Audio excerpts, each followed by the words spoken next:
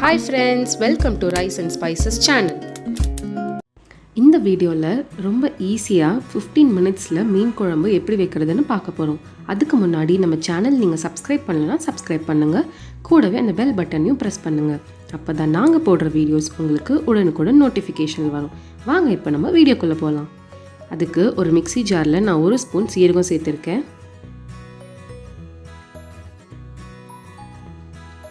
கூடவே 2 தக்காளியை இந்த மாதிரி ரஃப்பாக வெட்டி உள்ளே சேர்த்துக்கோங்க.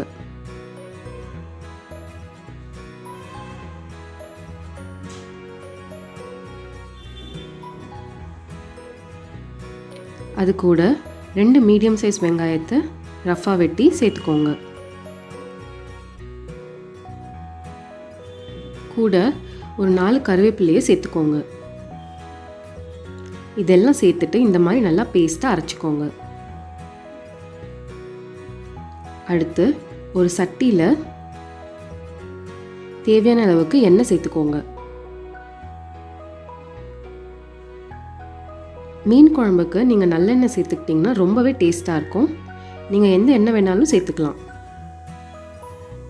நான் கொஞ்சம் நல்லெண்ணெயும் சேர்த்துக்கிறேன்.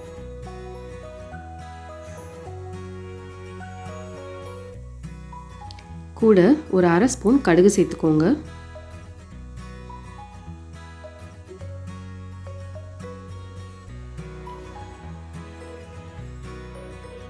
கடுகு நல்லா பொரிஞ்சதும் கொஞ்சம் வெந்தயம் சேர்த்துக்கோங்க. ஒரு 1/4 ஸ்பூன் சீரகம் சேர்த்துக்கோங்க. இதெல்லாம் நல்லா பொரிஞ்சதும் ஒரு 2 பச்சை மிளகாயை அப்படியே சேர்த்துக்கோங்க முழுசா. இப்போ நம்ம அரைச்சி வச்சிருக்க பேஸ்ட்டையும் உள்ளே சேர்த்துடலாம். இதில் ஒரு 1/4 ஸ்பூன் மஞ்சள்தூள் சேர்த்துக்கோங்க.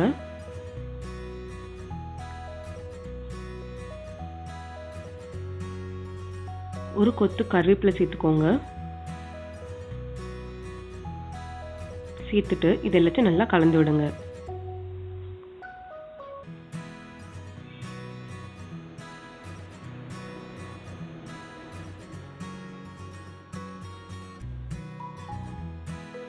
தேவையான அளவுக்கு உப்பும் சேர்த்துக்கோங்க.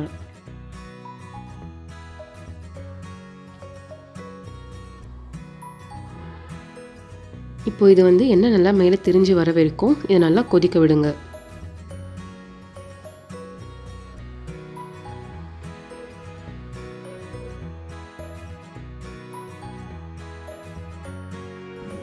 இப்போ எண்ணெய் மேலே வந்ததும் நம்ம 3 ஸ்பூன் அளவுக்கு குழம்பு மிளகாய் உள்ளே சேர்த்துக்கலாம். குழம்பு மிளகாய் தூள் அப்படின்னா நான் இதில் காஞ்ச மிளகாயும் நம்ம தனியாவும் சேர்த்து அரைச்சிருக்கிறது தான் இந்த குழம்பு மிளகாய் தூள்.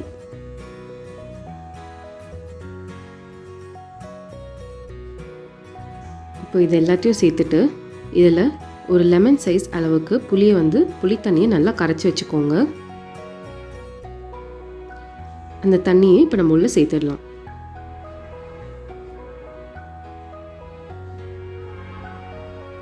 தேவையான அளவுக்கு தண்ணி சேர்த்துக்கோங்க. உங்களுக்கு திக்காக வேணும்னா கொஞ்சமாக தண்ணி சேர்த்துக்கோங்க.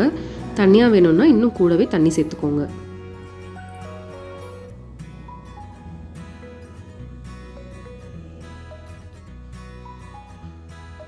இப்போ இது எல்லாத்தையும் நல்லா கலந்துட்டு ஒரு 10 நிமிஷத்துக்கு தட்டு போட்டு மீடியம் ஃப்ளேமில் வச்சு மூடி வச்சிடுங்க. ஒரு 10 நிமிஷத்துக்கு நல்லா கொதிக்க விடுங்க.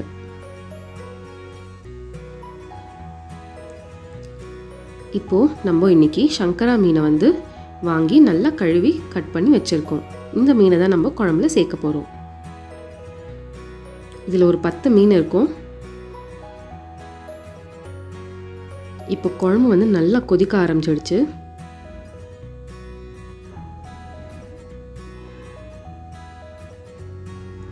இந்த மாதிரி ஒரு வாட்டி கலந்து விட்டுக்கோங்க. இப்போ பாருங்கள், எண்ணெய் மேலே வந்ததும் நம்ம மீன் எல்லாத்தையும் உள்ளே சேர்த்துடலாம்.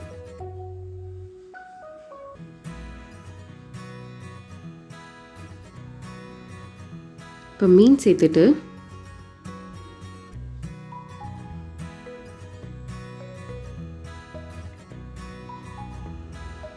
மறுபடியும் மூடி வச்சிடுங்க.